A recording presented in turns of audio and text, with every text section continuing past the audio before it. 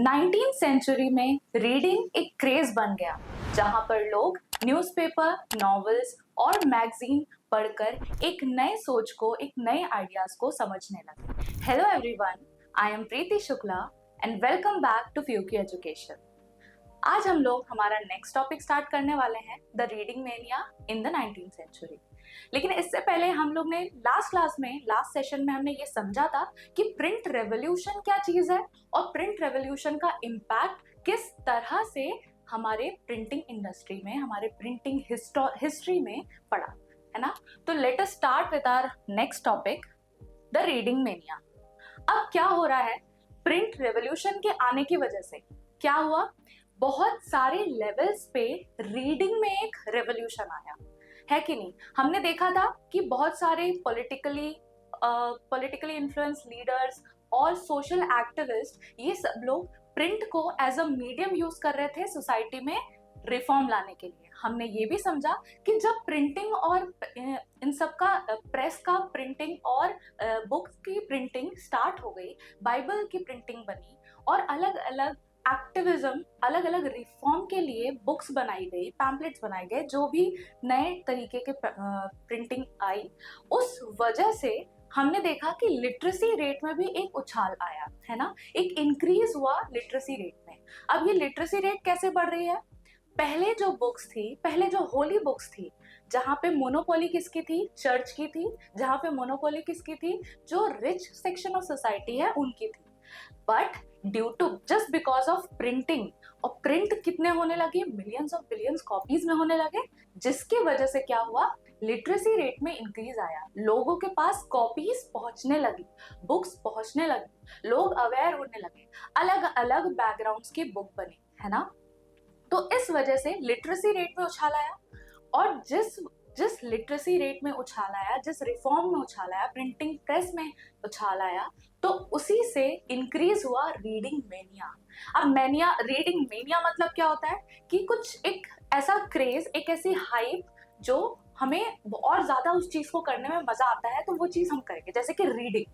अब printing press की वजह से और इमर्सिव एक्सपीरियंस ऑफ रीडिंग की वजह से अलग अलग एनिमेशन यूज करना, ड्राइंग यूज करना, प्रिंटिंग के लिए अलग अलग फॉन्ट यूज करना, साथ में डिजाइन यूज करना, इतना बढ़िया एक्सपीरियंस बुक में आने लगा कि लोग बहुत ही क्रेजी होने लगे उसके पढ़ने के लिए। उनके अंदर एक एक्साइटमेंट रहती थी, ईगरनेस होती थी, जिसकी वजह से उनको बहुत मजा आता था कि नहीं, हमें तो फिक्शनल बुक भी पढ़नी है, हमें साइंटिफिक बुक भी पढ़नी है, हमें स्कॉलर्स वाली बुक भी पढ़नी है कि नहीं। तो रीडिंग मेनिया का यही सिंपल मतलब है कि एक किसी चीज की इतनी हाइप हो जाना, रीडिंग की इतनी हाइप हो जाना कि हर कोई इंसान जो भी उस एरिया में है, जो भी उस रीजन में है, जो कि इस चीज से इन्फ्लुएंस है, वो रीडिंग तो करेगा ही, ठीक है। तो एक हाइप क्रिएट हो गई रीडिंग की। As literacy and schools spread, एक minute, as literacy and school spread in Europe, there was virtual reading mania, ठीक है। अब एक रीडिंग मेनिया स्टार्ट हो गया सब लोगों के अंदर, जैसे जैसे लिटरेसी और जैसे जैसे स्कूल्स के डेवलपमेंट। अब देखो, प्रिंटिंग हो रहा था तो स्कूल को फायदा हुआ कि नहीं हुआ। अब बुक्स ज्यादा प्रिंट हो सकेंगी, लोगों को सिर्फ ओरल रिसाइट करके पढ़ाने की जरूरत नहीं है, बच्चे रीड भी कर पाएंगे। तो वो जो जनरलाइज्ड एक्सपीरियंस था वो पर्सनलाइज्ड एक्सपीरियंस हो गया था, है ना। वैसे ही कंट्री में क्या हो गया, रीडिंग मेनिया का एक स्टार्टअप होता है, एक हाइप क्रिएट होती है, ठीक है। Now new forms of popular literature appeared in print targeting new audiences.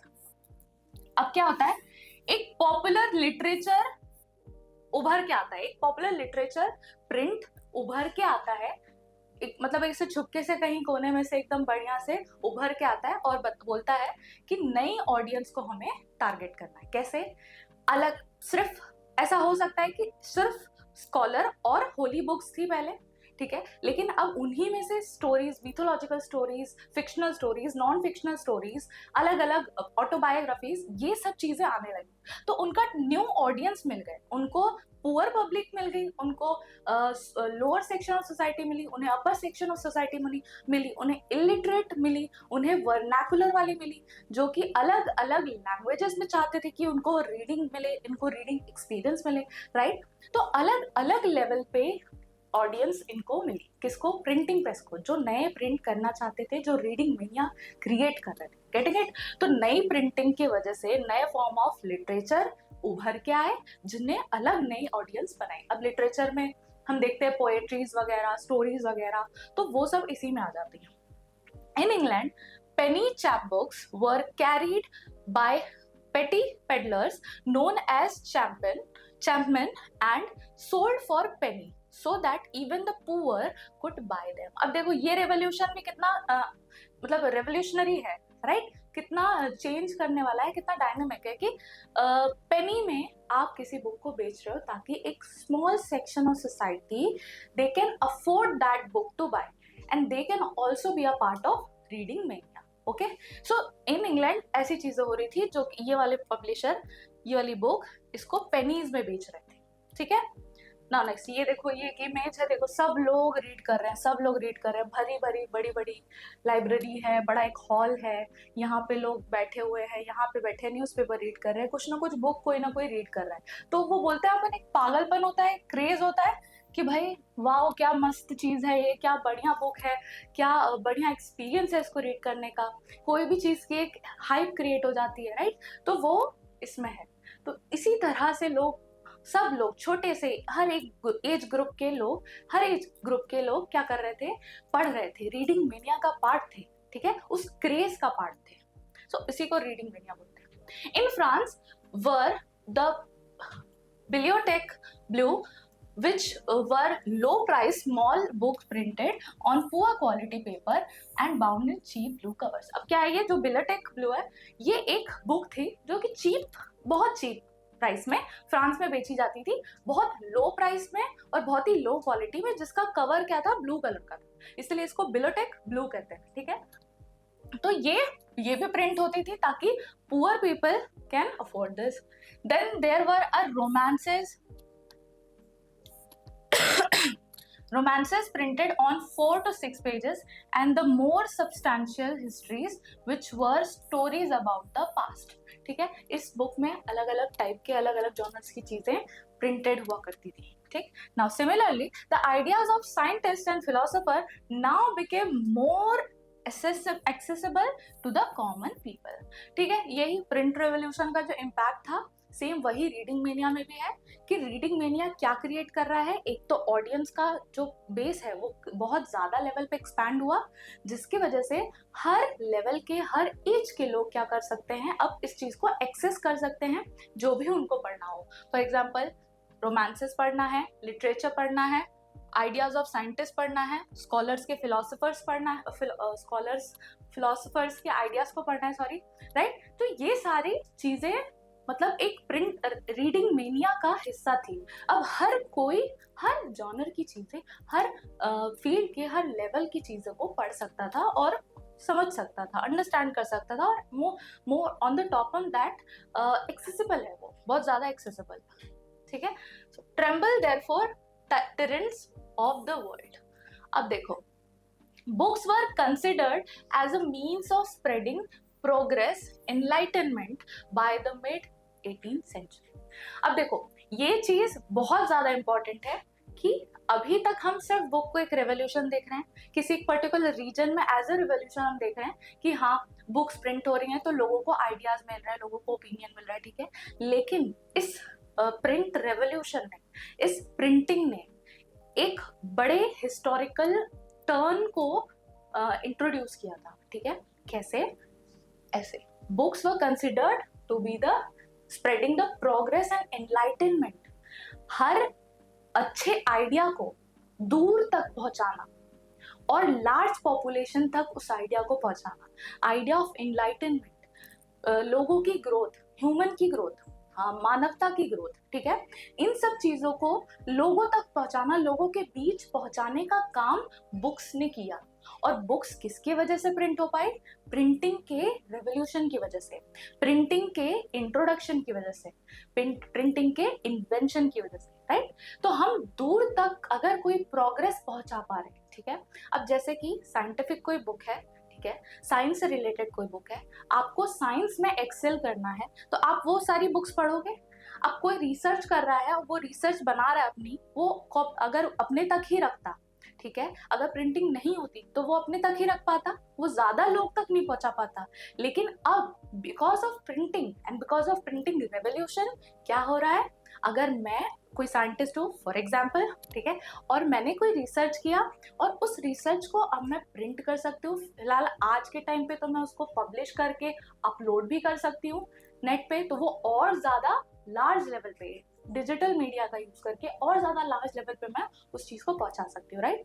लेकिन उस वक्त का डिजिटल मीडिया यही था, क्यों, क्योंकि उसने लार्ज लेवल पे ऑडियंसेस को ये आइडिया पहुंचाया। तो जो साइंटिस्ट का जो रिसर्च पेपर है, ठीक है, वो और ज्यादा लोगों को एजुकेट करने में मदद कर रहा है, ठीक है, और इसी के वजह से क्या हो रहा है, स्प्रेड ऑफ प्रोग्रेस, ठीक है, ग्रोथ का स्प्रेड हो रहा है। अगर कहीं कोई इन्वेंशन हो रहा है तो वो दूर तक कैसे पहुंच रहा है, दूसरे कॉन्टिनेंट तक कैसे पहुंच रहा है, इसी की वजह से। Getting it now? According to Louis Sebastien Mercier, a novelist in 18th century. Louis Sebastien Mercier कौन है? एक नॉवेलिस्ट है, एक बुक लिखने वाले नॉवेलिस्ट, ठीक है, जो बुक लिखते हैं, ओके। सेंचुरी इन फ्रांस के हैं। The printing press is the most powerful engine, उन्होंने बोला कि ये most powerful engine of progress है, ठीक है। अपन बोलते हैं ना ट्रेन चल रही है, तो ट्रेन को खींच कौन रहा है, पुल कौन कर रहा है, उसको एक जगह से दूसरी जगह पहुंचा कौन रहा है, the engine, right. So he said that printing press is the engine of progress and public opinion in the force that will sweep despotism away।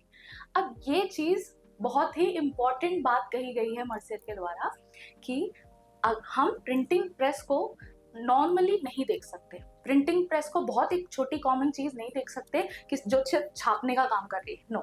Printing press एक बहुत बड़ा रेवोल्यूशनरी चेंज ला रही है, प्रोग्रेस को एक सपोर्ट कर रही है, इंजन है, वो आगे बढ़ेगी और सब सारे एरियाज में जहां जहां जिस जिस रीजन में पहुंचेगी, ह्यूमैनिटी के लिए, सब चीज के लिए ये एक प्रोग्रेस का इंजन है, ठीक है, जो कि पब्लिक वेलफेयर को, पब्लिक के ओपिनियन को शेप करेगा और एक किसी भी सोसाइटी को ऊपर की तरफ इंक्रीमेंट ले जाएगा। सोसाइटी का ग्राफ हमेशा ऐसे रहेगा, इंक्रीमेंट ऊपर ही जाएगा, ठीक है, क्यों, क्योंकि प्रिंटिंग प्रेस है।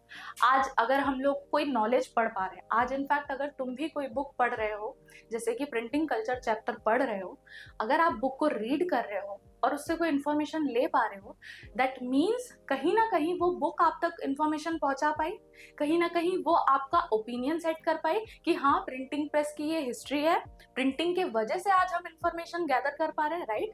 तो ये इसका मर्सियर का कहना यही था कि प्रिंटिंग प्रेस एक इंजन है जो आपके आइडियाज को शेप कर रही है, आपके आइडियाज को, ओपिनियंस को शेप कर रही है, ओपिनियन बनाने का काम कर रही है।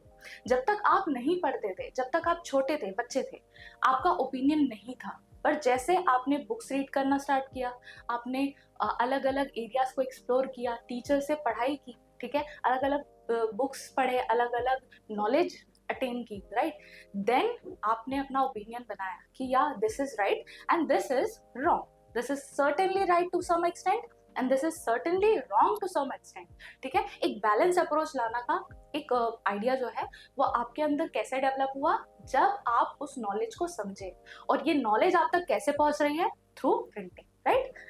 क्लियर है? Now, convinced of the power of print bringing enlightenment and destroying the basis of despotism। despotism को पूरी तरह से इसने क्या, प्रिंटिंग प्रेस ने क्या कर दिया, पेव अवे कर दिया, हटा ही दिया, बिल्कुल जड़ से निकाल दिया, ठीक है। Now Mercier proclaimed that tremble therefore tyrants of the world tremble before the virtual writer। ये इनका कहना था कि tremble the therefore tyrants of the world tremble before the virtual writer। अब क्या है, ये ट्रेम्बल क्या ला रहा है, एक शेक ला रहा है, एक चेंज ला रहा है, ठीक है। तो मर्सियर का कहना था कि यही जो इंजन है, जो इंजन ऑफ प्रोग्रेस है, वो क्या कर रहा है, एक शेक ला रहा है, एक चेंज ला रहा है, एक आप बोलते हैं अपन झकझोर के रख दिया किसी चीज को, राइट। तो किसी आइडिया को इस तरह से झकझोर के रखा कि एक नया चेंज आया, एक नया प्रोग्रेस आया, एक नया एनलाइटनमेंट आया, ओके। नाउ, और वो पूरे वर्ल्ड में, एक्चुअली पूरे वर्ल्ड में वो इम्पैक्ट कर रहा है। Now print culture and the French revolution. अब प्रिंट कल्चर और फ्रेंच रिवॉल्यूशन का क्या कनेक्शन है, ठीक है, let's see. Historian argue that print culture created the condition for the French revolution, ठीक है। मतलब हिस्टोरियंस का ऐसा कहना है, आर्ग्यू करते हैं वो लोग। हिस्टोरियंस अगर आप देखोगे ना, तो अलग अलग हिस्टोरियंस अलग अलग चीज़ों को अलग अलग तरीके से इंटरप्रेट करते हैं और फिर अपने आर्ग्यूमेंट्स रखते हैं, और फिर अलग अलग हिस्टोरियन के आर्ग्यूमेंट को रीचेक करते हैं कि अच्छा इसने ऐसा बोला, अच्छा क्या ये मेरे आर्ग्यूमेंट से लेवल हो पा रहा है, सेट हो पा रहा है, नहीं, तो हम इसको वापस से काउंटर आर्ग्यू करेंगे, ठीक है। तो इस तरह से हिस्टोरियंस आपस में हिस्ट्री को इंटरप्रेट करते हैं और साथ में डिबेट करते रहते हैं, ठीक है। तो उनमें थोड़ा सा झगड़ा नोकझोंक चलती रहती है। तो historian argue that print culture created the condition for the French revolution. उन्होंने बोला कि प्रिंट कल्चर ही एक जो माध्यम है जिसकी वजह से फ्रेंच रेवोल्यूशन की नींव रखी गई। फ्रेंच रेवोल्यूशन इतना पॉपुलर इसी वजह से हो पाया, ठीक है। देखते हैं कैसे। 3 types of argument were put forward. अब क्या 3 आर्ग्यूमेंट्स है, देखते हैं, इंपॉर्टेंट है। Print popularise enlightenment ideas with writings by the thinker like Voltaire and Rousseau, questioning tradition, superstition and despotism. वैसे हमने फ्रेंच रेवोल्यूशन में अगर 9th में याद हो तो भी पढ़ा था, ठीक है। 10th में भी थोड़ा बहुत हल्का सा एकदम इनका रेफरेंस आया था कि इनलाइटनमेंट के आइडियाज को अगर लोगों तक पहुंचा रहे हैं, जॉन लॉक, जीन जैक रस, ठीक है, और फिर ये अपने वोल्टेयर, ठीक है, तो ये लोग अगर कोई आइडियाज को पहुंचा पा रहे हैं तो क्या वो आइडिया सिर्फ ओरली पब्लिक स्पीकिंग करके पहुंचा पा रहे हैं?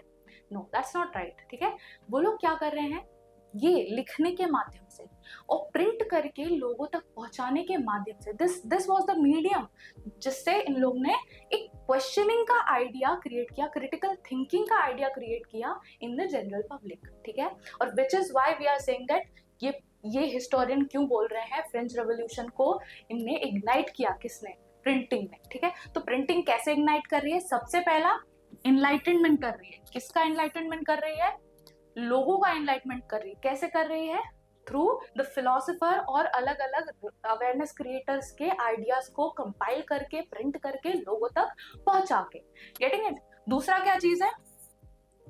The public embrace a new perspective through print categorised by questioning critical rational thinking, ठीक है। अभी तक जैसे जनता है, जनता रूल हो रही है, ठीक है। फॉर एग्जाम्पल इटली में अपन देखते हैं कि ला इटालिया बोलते हैं तो उनको लगता है कि वो उनकी किंग की वाइफ है, जबकि वो ला इटालिया क्यों बोल रहे हैं?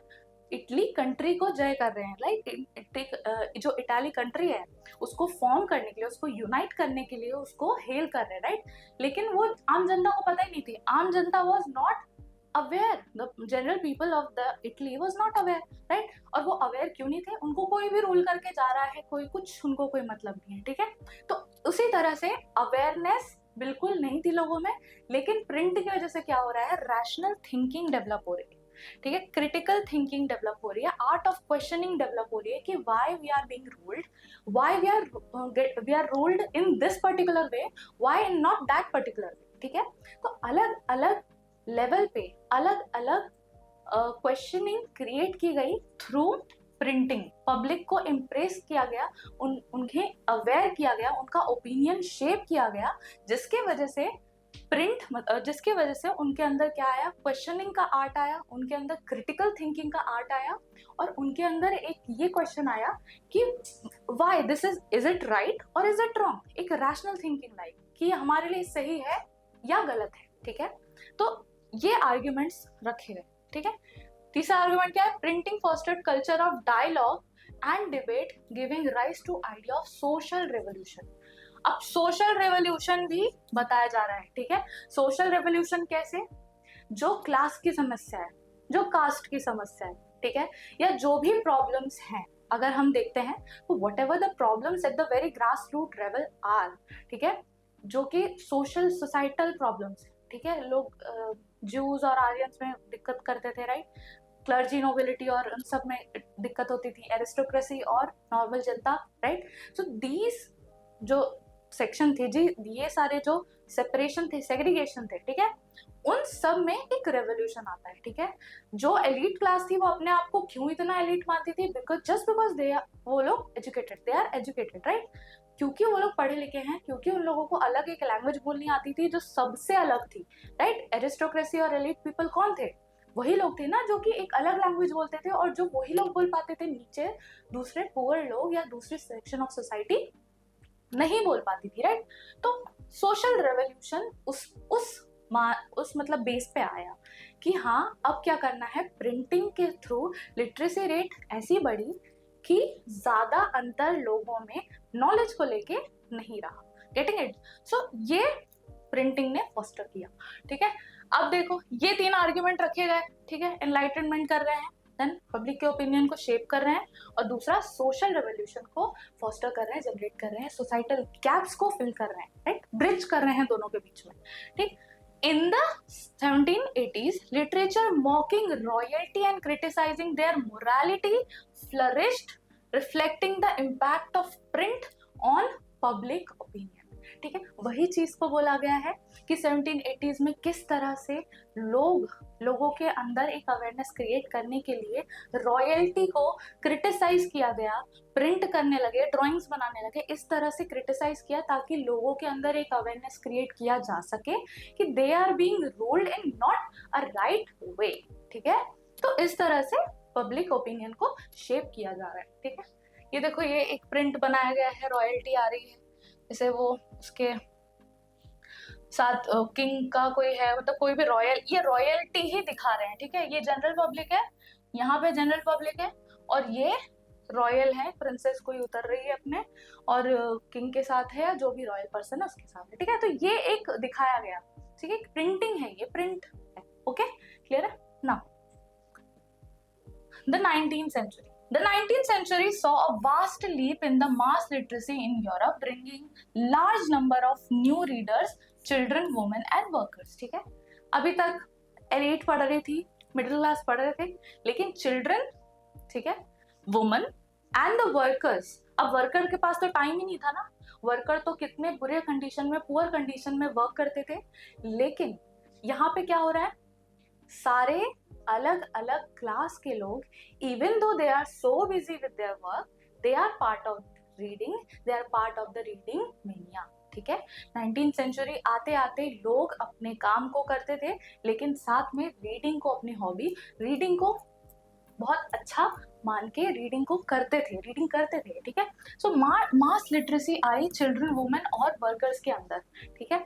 क्यों? ऑफ कोर्स वही है, जितना ज्यादा बुक्स प्रिंट होंगी, जितना ज्यादा बुक लोगों तक पहुंचेगी, जितना ज्यादा नॉलेज लोगों तक पहुंचेगा, बहुत ग्रास रूट लेवल पे बच्चों तक, हर एज के लोगों तक पहुंचेगा, वहां पे लिटरेसी बढ़ेगी, राइट। तो बहुत ऑब्वियस चीज है, तो लार्ज नंबर में लिटरेसी बढ़ी।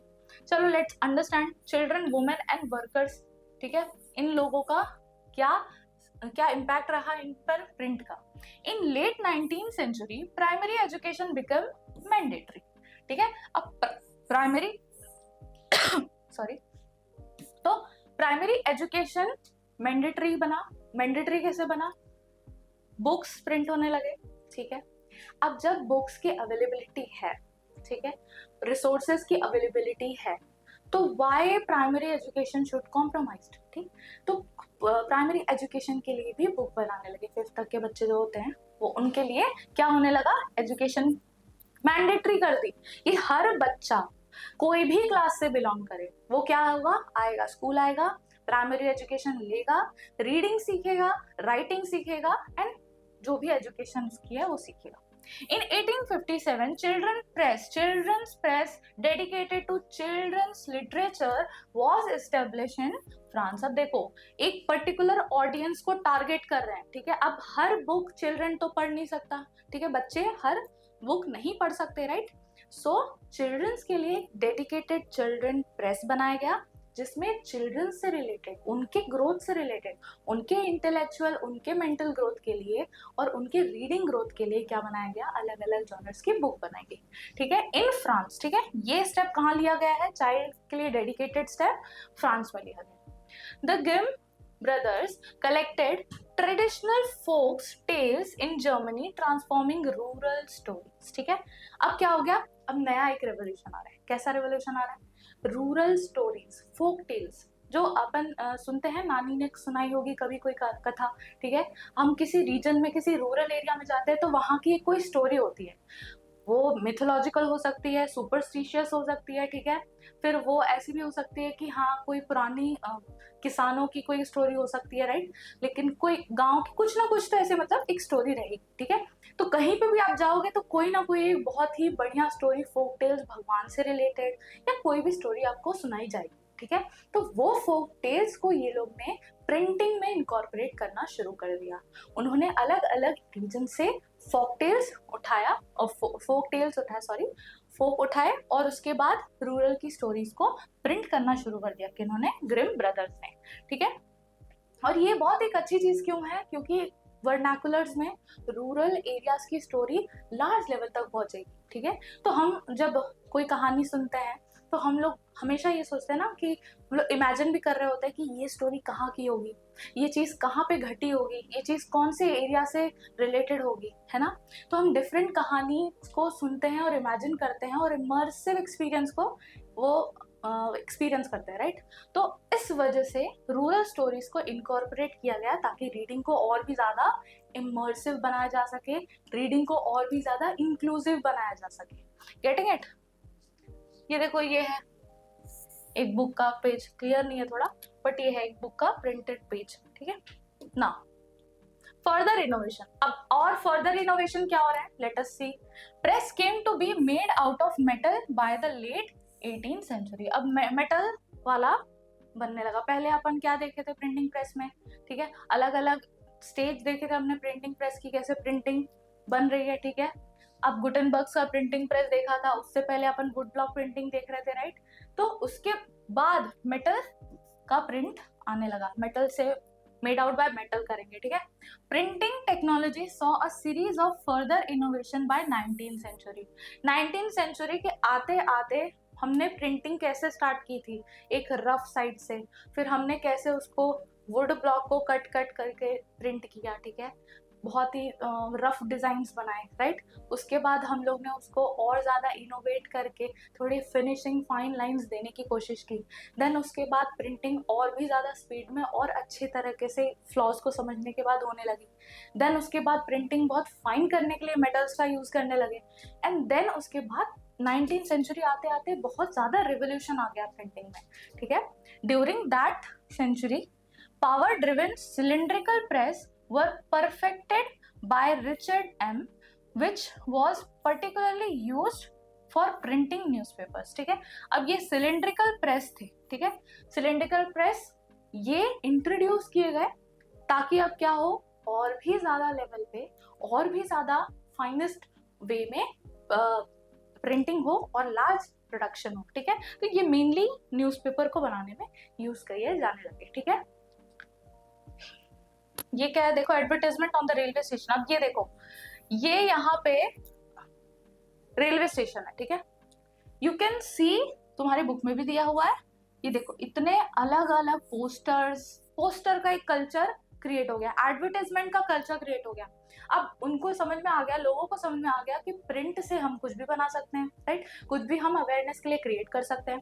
तो अवेयरनेस का एक पार्ट एडवर्टाइजमेंट भी तो है, राइट। हमें अपना प्रोडक्ट अगर मार्केट में दिखाना है, शो करना है, ठीक है, और अवेयरनेस क्रिएट करने की, हाँ हमारा ऐसा कोई नाम का प्रोडक्ट है, तो उसको क्या करने के लिए हमें प्रिंटिंग का यूज करना पड़ा, राइट। और printing was the best use, right, कि एडवर्टाइजमेंट करो और अवेयरनेस क्रिएट करो। जब हम पॉलिटिकल लेवल पे, जब हम स्कॉलर लेवल पे, जब हम लोग इकोनॉमिकल लेवल पे, हर लेवल पे प्रिंटिंग का यूज कर रहे हैं लोगों को इन्फ्लुएंस करने के लिए, लोगों को अवेयर करने के लिए, तो क्या हम इस तरह से पोस्टर्स बना के एडवर्टाइजमेंट में नहीं यूज कर सकते?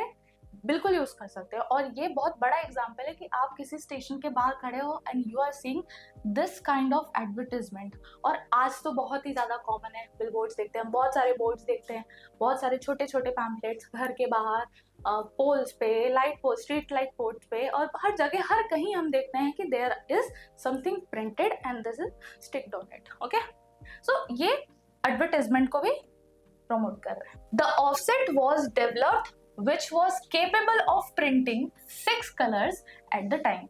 अब जो सिलेंड्रिकल जो थे, ठीक है, सिलेंड्रिकल जो प्रिंटिंग है वो क्या कर रही है, 6 कलर्स को एक साथ एक टाइम पे प्रिंट कर दे रही है, ठीक है। By 20th century electrical operated presses accelerated printing operation followed by other series of development, ठीक है। अब प्रिंटिंग का रेवोल्यूशन कितना हाई लेवल पे जा रहा है ये तुम लोग खुद सोच सकते हो। बहुत ही ज्यादा इंटरेस्टिंग है, बहुत ज्यादा एक्साइटमेंट वाली चीज है कि पहले सिर्फ एक कलर को प्रिंट कर रहे हैं, ठीक है, फिर धीरे धीरे अलग अलग कलर को एट अ टाइम यूज कर रहे हैं, देन अब 6 colours are used at a single time. See how revolutionised the printing became, ठीक है। और आज के टाइम पे हम तो कितने ही सारे कलर्स को एक साथ प्रिंट कर सकते हैं। अगर आपको कोई एक बहुत ही विविड फोटोग्राफ प्रिंट करनी है तो you can see each and every colour आ जाता है प्रिंट होके, है ना। तो ये सोचो आज जो हम इतना बहुत एडवांस लेवल पे प्रिंटिंग करते हैं, इतना विविड प्रिंटिंग करते हैं, हर कलर हमको प्रिंट करके मिल जाता है, राइट। तो उसके पीछे की ये हिस्ट्री है। इतना सारा रेवोल्यूशन हुआ, इतना सारा इवोल्यूशन हुआ, इतना सारे इन्वेंशन हुए, तब जाके हमारे पास इस तरह की आज के लेवल की प्रिंटिंग आई है। तो this is really very interesting, right. तो इलेक्ट्रिकल ऑपरेटेड फिर धीरे से बनने इन्वेंशन हुआ, इनोवेशन हुआ, और now electrically operated printing press was invented. Now method of feeding paper improved. अब देखो पेपर का क्वालिटी भी इम्प्रूव हुआ, ठीक है, और फीडिंग में इम्प्रूव हुई, ठीक है, कि अब पेपर को किस तरह से मशीन में डाला जाएगा, ठीक है, कि किस तरह से कौन सा किस लेवल पे प्रिंटिंग होगी, कैसे किस तरह से हाँ पहले हम लोग एक पेपर रखते थे, छापते थे, फिर उसको हटाते दूसरे पेपर, अब सब कुछ ऑटोमेटिकली हो रहा है, राइट। तो ये एक रेवोल्यूशन हमने देखा, एक चेंज हमने देखा, ठीक है। The quality of plates became better, automatic paper reels and photo electric controls colour registers were introduce, ठीक है। मतलब ऑटोमेटिक पेपर अंदर मशीन के अंदर जा रहा है, प्रिंट होके बाहर आ रहा है, ठीक है। Automatic reels were introduced and invented, ठीक है। So this is how everything is working. This is how reading mania impacted printing more and printing impacted the literacy rate, the reading mania, right? So इसी के साथ हम ये topic यहाँ पे complete करते हैं, और मैं कहना चाहूंगी कि इस रीडिंग मेनिया ने मॉडर्न लेवल पे मॉडर्न थिंकिंग को, रिफॉर्म्स को और अलग अलग आइडियाज को इतना लेवल पे बढ़ावा दिया कि एक नए एजुकेटेड क्लास का विकास हुआ। Thank you everyone. अगर आपको ये लेक्चर पसंद आया हो तो लाइक करें, सब्सक्राइब करें और शेयर करें, और इसे और डेप्थ में पढ़ने के लिए फ्यू की एजुकेशन ऐप को डाउनलोड करें।